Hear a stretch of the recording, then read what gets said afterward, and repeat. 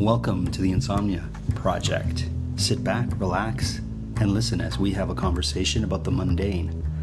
One thing that we can promise is that our conversation will be less than fascinating so that you can feel free to just drift off. I want to thank you for joining us, and we hope that you will listen and sleep. Follow us on Twitter at Listen and Sleep. Rate us on iTunes. Send us a little shout out. If you have an idea for a show you'd like us to talk about, please let us know. Today's show is brought to you by Casper.com. You can receive $50 towards the purchase of your next mattress if you go to CasperTrial.com/insomnia. That's right, insomnia, like our podcast here. And you get a 100-night trial, 10-year warranty on that mattress. A deal like that you don't find everywhere, that's for sure. I want to welcome a special guest to the podcast today, Jen Viens, to the show. Welcome, Jen. Hi, thank you. Thank you for having me. Now, Jen, we mentioned that we were going to do a podcast with you on the last show. Right. Because we were talking about marathons. But I'm just going to back up a bit. First, I'm going to say, if you'd like to follow Jen on Twitter, it's at Jen C. Viens. Did I say that right? Yep, correct. Did I say it right off the top of the show? Yeah, you did. Okay, great. If you want to follow her on Instagram, and I don't know if I follow you on Instagram, so I'm going to have to do this. It's at Jen Viens. Then that's spelled V-I-E-N-S, correct? Perfect. Oh, there you go. Okay, I got that out of the way. But we should talk about how we first. Don't worry, the dog is lapping up water. I don't think the microphone picks it up. Adds to the ambiance. Yeah, sure. You know, everyone should stay hydrated. In fact, I think I'm going to take a little drink of my water in a second. But we should talk about how you were a participant, or I don't know how to describe it, but a key player in us getting this podcast. Wow, I'm flattered. And do you know what I mean by that? Yeah. Because when we did that, and our listeners who have been listening all along may know the origin story of the Insomnia Project with the Nuit Blanche exhibit. Right. You were one of the people that were key and instrumental in helping us get that night together. Yeah, that was a great night. Tell us what you did, because that night my head was everywhere, and I know that you were everywhere. It was a great night. Yeah, you were definitely, you were all over the place. You had a lot to focus on. Sure. So, I was the frontline facilitator, I guess you could say. So I was greeting the people, and it was really neat because we had members of the general public come in, and they had the opportunity to be interviewed, and they were given a random topic. So I was taking registrations, and I was taking care of the queue and the wait list, and I guess sort of a little bit of crowd control. Oh, I would say a lot of crowd control. There was moments. So, just to recap, it's an all-night art exhibit that happens in this case in Toronto once a year called Nuit Blanche, where you can go to different exhibits. We had an exhibit that was interactive, visual, and it was called the Insomnia Project. And that's where we really got to sort of work together, and that was one of the reasons that our podcast is here today. So thank you for that. Oh, it was my pleasure. It was a great night to be involved in. Now, let's talk about something else you're involved in. Sure. Okay? It sounds a little clandestine. I know, I was like, oh, my secrets are being revealed. Let's make sure the tax man's not listening. No. We mentioned on the last show that Nidhi is getting into running and marathons, and she said it was because of you. Tell me how your road led to running and marathons. Well, it's funny because I hated running for most of my life. Okay. I was the kid in gym class when they were like, we're going to do the 12-minute run. I came up with any excuse to run and hide, for sure. Nice. And then actually it started a couple of years ago when I moved to Montreal, and my now husband, then fiance, dragged me to the gym with him. And you're originally from BC, right? Yeah, I'm from Vancouver, yeah. So from BC, Ontario, and now you're in Montreal. Yeah, I just keep getting further east. I'm going to go to Europe next. Sure. Across the water. Yeah, so I reluctantly went to the gym with him, tried to impress him. It was early in the relationship. I was like, I'm going to do it. And I went on, and I got on the treadmill, and I hated it. Sure. I just about died. It was the hardest 45 minutes of my life, which, by the way, at that time was only 2 kilometers. Okay. That was very slow. But I went back 2 days later and I tried it again, and it was still terrible, but it was a little bit better. And then slowly but surely I started to increase my mileage, and something happened, and Amazing. I started to love-hate it. Okay. As many athletes can sort of describe their love-hate relationship with their sport, because it's like pushing yourself to the brink and you're in pain, but Sure. you're also loving it. And then it kind of took off from there, and then the tables sort of turned, and Brendan stopped running regularly, and I just carried on. Oh, wow. And then a girlfriend of mine asked me pretty early on in my running career, if you can call it that, if I wanted to run a half marathon with her. I had never trained. I hadn't run anything over a 5K at this point, and I said, yeah, sure, why not? And I don't know what I was thinking. It was a bit crazy. But I went and I ran it, and to my surprise, I came in at under 2 hours, and I loved it. Wow. And I was hooked, totally hooked from that moment on. Yeah. So there was no definite turning point for you with regards to love-hate. It just kind of, over time, all of a sudden, you found the pleasure in the pain, could you say? Or pleasure in the, like... in the effort, I in the think. effort, yeah. Maybe that's the... Yeah. I mean, some people will talk about their aha moments for a lot of stuff. Like, this was the moment I knew. Right. But for me, I guess it was kind of like, I just woke up one day and I went, oh, I've gotten past whatever that was, and now I can't imagine my life without it. And now I run every day, and I notice it on days when I can't really get it in. I feel a difference. Okay. So it's interesting. But if you can ask anybody that knew me when I was a child, they're like, you running? That's weird. Wow. That's amazing, though. Yeah. That's great. So let me ask you this then. I don't enjoy running, but let's say I would turn a leaf and start running. What would be some key things that you would say when you start off running, especially if you've never ran before? These are the things that you need to have in order. First of all, you need good shoes. Okay. You definitely do. I understand that, and I'm sorry to cut you off there. Do it. No, continue, and then I'll cut you off again. I know exactly what I want to ask. Well, because it's funny, because when I started running with Brendan, I was wearing shoes, I kid you not, that I'd had since I was 14. Amazing. And they were hand-me-downs at that point. Amazing. And I was in my mid-20s at this point. So it was a joke. And so Right. Brendan said, we're taking you to the running room and you're getting shoes. And I was skeptical, but it really did make a difference. So Really? You have to have So you shoes. have to have running shoes to Yes. run. Yeah. And there's a difference between running shoes and sneakers and other sort of sporting shoes, or shoes that you would use for playing basketball or whatnot. Yeah.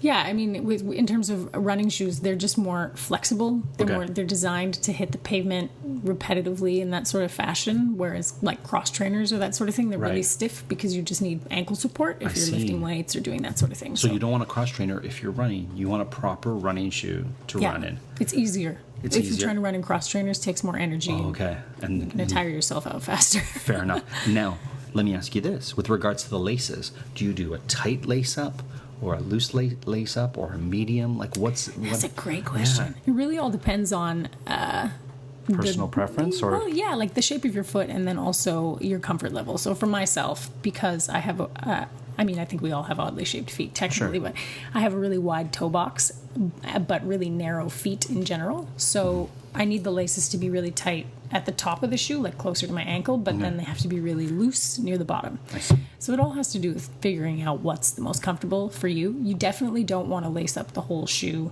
like like you're wrapping up a burrito or something, because if you're running for a while, your feet are going to get hot and expand, and then if they're too tight, you're just going to be in pain. Oh, that's a great. Now, you mentioned toe box. What is a toe box? So when you look at a shoe, if you take a look at it, there's the front of the shoe, like close to where your toes are, that part of it, that construction, that's known as the toe box. Oh, I see. So from the toe, say, to the knuckle of your toe, would that be that? It's a bit bigger than that. Oh, it's a bit longer. I would say it's probably like, you guys can't see what I'm doing right now, but I would say it's probably about 2.5 inches. Okay. So it goes to past the first two eyelets, I would say. That's like your toe box. Oh, and then I you have see. the midfoot, and then you have the heel. Wow. Yeah. The things you learn. Okay, so number one, make sure you have the proper shoe. Number two, don't try to be too ambitious too fast. Because the common mistake that a lot of people make, myself included, is you either try to go super fast or super far right off bat. Right. And then when it's really hard or you can't do it, because you're just starting out, you get very discouraged and then you give up. Like, that's what happens a lot. People get excited about running and they go, yeah, I'm going to do it. And then they try to go out and do a 10K on their first day and they're like, why can't I do it? And then they're like, see, I can't be a runner. So I would say, and I told Nidhi this as well. I said, pick one of two things: pick speed or pick distance. Oh. Focus on one at a time, because to do both at once is impossible. Right. Not right. Oh, Yeah. wow. So would this be? Okay. Here's my advice, and I've never ran before. Okay. So you. One thing about the Insomnia podcast is we never claim to be experts. We just sort of say our opinions and what works for us. So before you start any exercise regime, I should say, consult your doctor. Yes, and make sure absolutely. that she or he gives you the okay to run and etc. Totally. But okay, assuming that I want to start running, this is what I would do. I would put on my proper running shoes, and I would run to my closest library, get a book on running, and run back. Because that library is going to be within less than a kilometer from your house if you live in the city, right? Yeah. So I think that's a good goal when you first start. For sure. Yeah. Look at that. Marco's rules of running, having never run before. You should publish a blog. How about hydration? Hydration is super important. Yeah. For myself, I am not the kind of person that likes to run with water. I've just never been that person. Okay. So whether it's a 10K or a 5K or a half marathon, I just don't like to carry things because I just don't like to have things in my hands or on me really to weigh me down. So I just like to drink a lot beforehand and then afterwards. And if you're running an organized race, I always tell, anybody that asks me, stop at every water station. Okay. Even if you feel like you don't need it, stop, take a sip, and chuck a cup and carry on. Wow. Because it'll make a difference later, especially for the longer distances. Now, have you run marathons or just half? Because you said halves. Half marathon. I don't know if I have the stamina for full 42.2 kilometers. Okay. Because that's like running 2 halves. And wow. That's a lot. I mean, a half marathon is also a lot, but... No, I mean, I'm just impressed. I have friends who are runners who run marathons, and you and Nidhi are running half marathons. So I'm really impressed because I'm not going to do any of those things anytime soon. It's not for me, that's for sure. But I will tell you what is for me. Oh, did you hear that? I don't know if our listeners heard that crack of thunder in the distance, but it started to rain, which is going to be great because I have to get across town and I have to be dry. But we'll figure that out.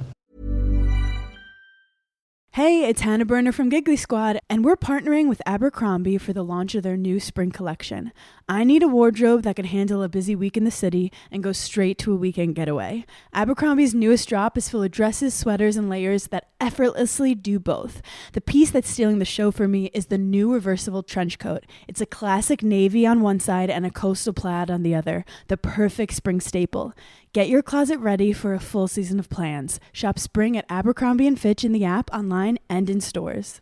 When it comes to managing money, forget the hype and look at the results. Bill has $1 trillion of secure payments powering our bill pay tools. Instead of just moving money, Bill is powering the financial operations of nearly 500,000 customers. So stop the guesswork and start scaling with the proven choice. Ready to talk with an expert? Visit Bill.com/proven to get started. And grab a $250 gift card as a thank you. Terms and conditions apply. See offer page for details. To tip off this NBA season on FanDuel, you can choose your own rewards, which means you can play your game any way you want. I get to choose my rewards? Yep. Great! Now, excuse me while I lock in. All customers choose your own reward right now in the FanDuel app. 21 plus and present in select states. 18 plus in Kentucky. Opt-in required. Rewards are non-withdrawable. Restrictions apply, including bonus and token expiration, leg requirement, and max wager amount. See full terms at FanDuel.com/sportsbook. Gambling problem? Call 1-800-GAMBLER. But what is great is our sponsor, Casper.com, and our listeners of the Insomnia Project can get $50 towards the purchase of their next mattress if they use the promo code 50SLEEP. That's 50SLEEP. And they go to CasperTrial.com/insomnia. and check out what they have to offer. I have to say, like, having 100 days to test out your mattress is such a glorious and luxurious thing. And the fact that the mattress comes to your door, it's shipped right to you, Jen, I can't even tell you, like... It's a dream.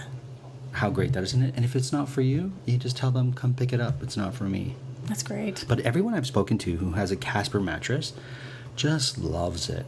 Yeah. And the fact that it's made in North America, that the quality is there. You can also get on their site a box spring. You can get sheets, pillows, and even a dog bed. No way. Yeah, so I would invite you to check it out. Go to caspertrial.com/insomnia and just take a look at what they have to offer. And then if you are, sold and you're like, I want a mattress, then use the promo code 50 sleep, and it'll come to your door. That's amazing. Simple as that. That's amazing. And, when you're thinking about running, proper sleep is very important. You have to be well rested. So this is perfect. What happens? So what do you do before a race? Like the night before, how do you get the sleep that you need? Like do you go to bed really early, or do you? Yeah.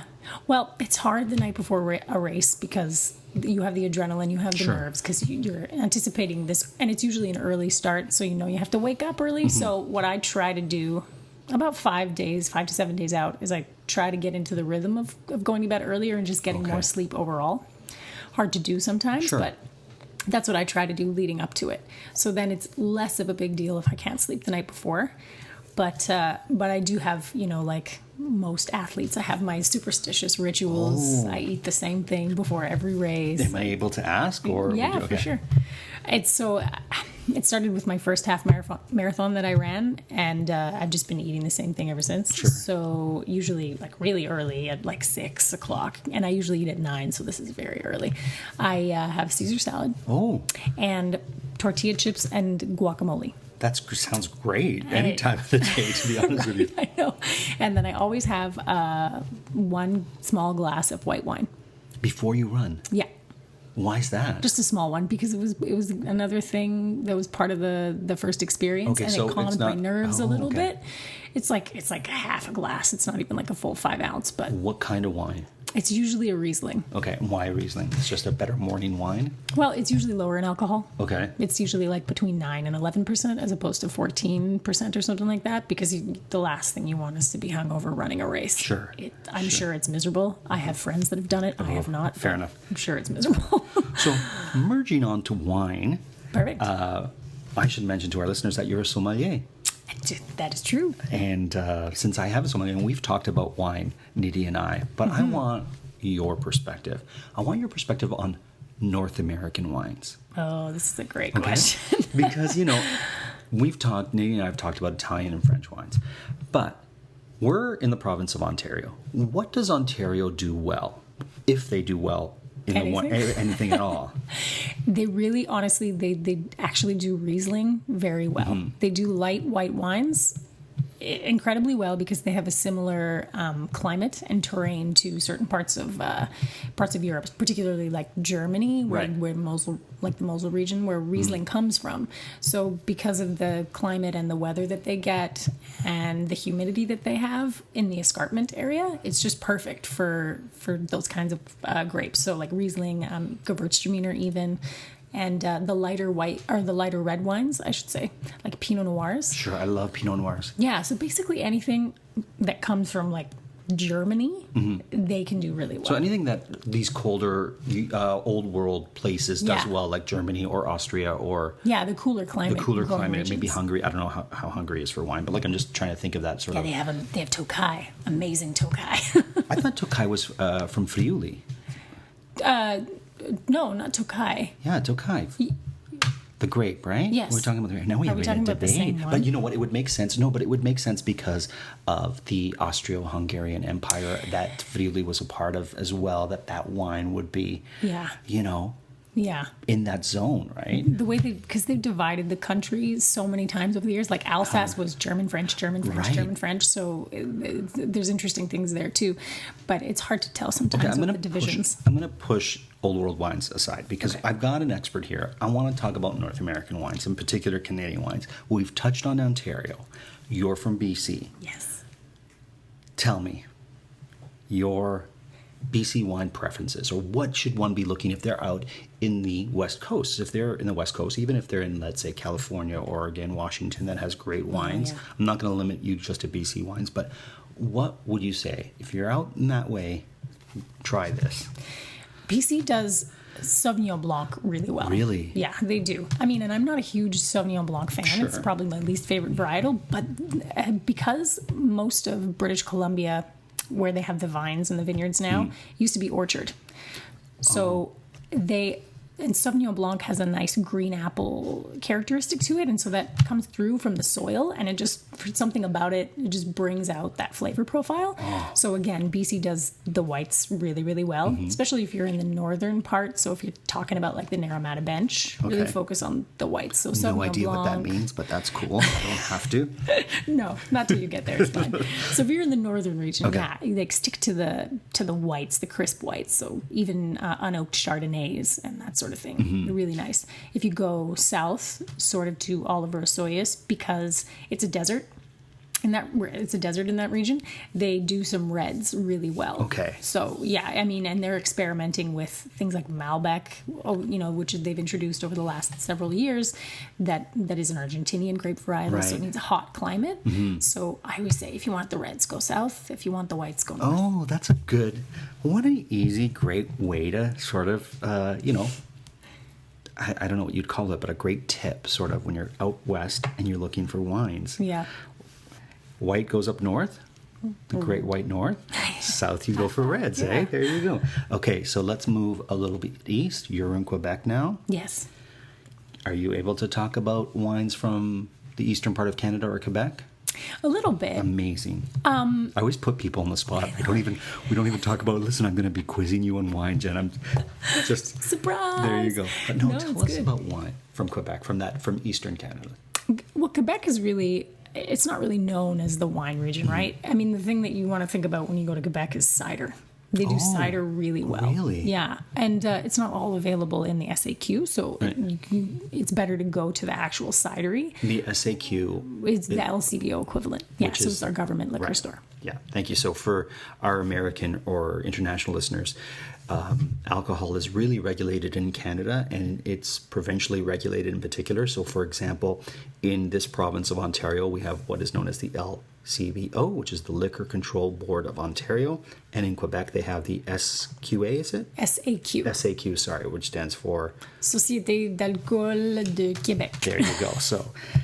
Anyways, continue. I always like to, because otherwise what will inevitably happen is we'll mention things that we know. And people go, what is that? What was that? So.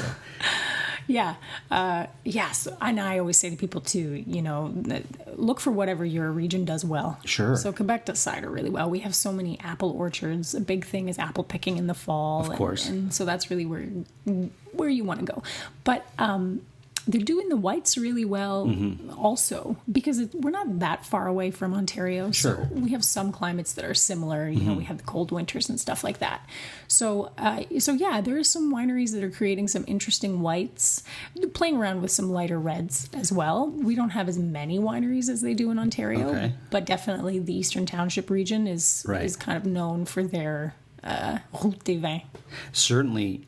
While Quebec may not be the biggest wine producing part of Canada, they certainly love to drink wines. Yes. And I know that because we were in a restaurant in Quebec and they were like, and we were having cocktails and we just said, we're just going to drink cocktails. And they're like, we can tell you're from Ontario because all you guys do is drink cocktails. We drink wine. I'm like, we drink wine too. We just saw your cocktail list and we decided to go forward with that. Yeah, they do, and especially French wine, which is why we have such an abundance of French wine in the SAQ, and it's the easiest for us to get. I see. So we're sort of inundated with French wine, with good reason. I mean, French wine is amazing. I love it. Sure. But that's definitely the largest selection, and yeah, they love their wine. Isn't that interesting? Now, I had a wine from Nova Scotia years ago. That was incredible. It was a red from Annapolis Valley. Oh, cool. Couldn't tell you. Do you think I took a picture? Or it was one of the best wines I've had in my life. And again, we picked it up in, when they do these sort of, I don't know what they're called. So silly. When, different like farms and stuff will sell to the public, and it's a little farmer's market. That's what I'm trying to say. Yeah, there we go. You know, when different farms sell Come to the together market. and have a market, and then, It was a farmer's market, and I just picked up a bottle of red, and it was one of the best reds. And they also do great blueberry wine. Oh yeah. In out east, in Nova Scotia in particular. Yeah. It's the climate thing again, because they've got the humidity, because they're near the ocean. Yeah. Any interesting place that's making wine now that isn't known for its wine that you're like, you know, if you're going to try something adventurous, try a wine from... In Canada or in the world? Anywhere in the world. No, that's a great question. You know what I will say is that Australia is really redeeming itself. Sure. In recent years, Australia kind of used to be the place where people would think, okay, boxed wine, if you really want like a really artificially oaked, cheap sort of thing. But there's a lot of wineries that are making some really sophisticated, interesting wine. So if you're not a fan, I am encouraging everybody, just go back and give it another chance. Right, because I know that there's a bottle that has a kangaroo that jumps on it. That was really popular a few years back. That you would see this everywhere, and I was always like, Yellowtail. Meh. Yeah. Right? It wasn't necessarily the wine for me. Yeah. And you know, you can get turned off from a wine region when you have sort of a influx of a particular wine from that area that everyone associates with that area. And then you're absolutely. Like, I don't want that wine. I don't want that wine from that country. I'll go somewhere else, right? Yeah. So you're saying come back to Australia. Yeah, give it a go. Some of the smaller houses or the names you're not as familiar with, try them because they're doing interesting stuff. Same thing with South Africa. Right. They have a grape that you can only get in South Africa. Oh, I need to know this. I'm grabbing a paper. What grape is that? It's Pinotage. I don't even know how to spell that, but Pinot. Pinotage.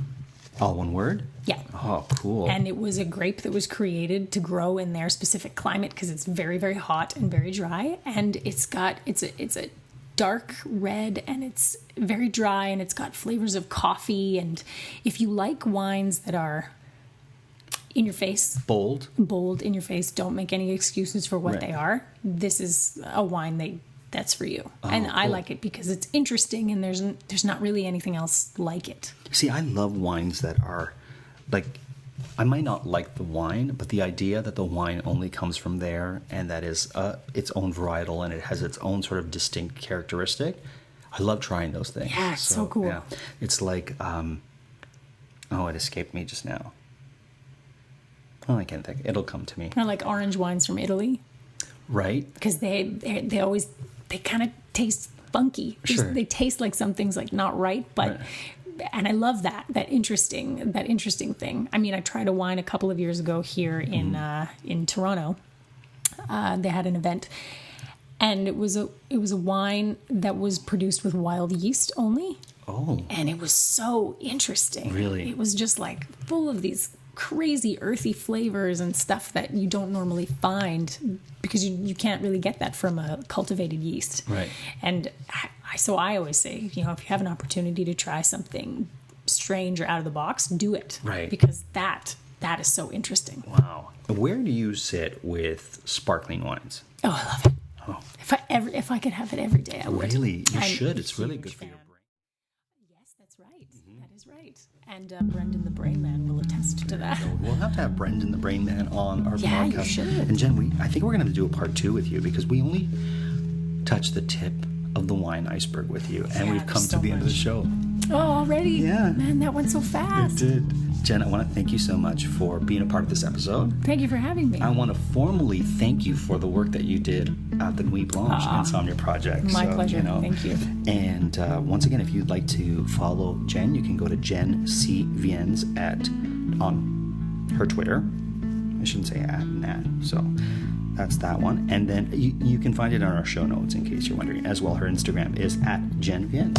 Jen, thank you so much. Thank you. We want to thank our sponsor, Casper.com. Go to CasperTrial.com/insomnia so that you can get $50 off the purchase of your next mattress. Until next time, the Insomnia Project was recorded in Toronto, Canada, and we wish you well.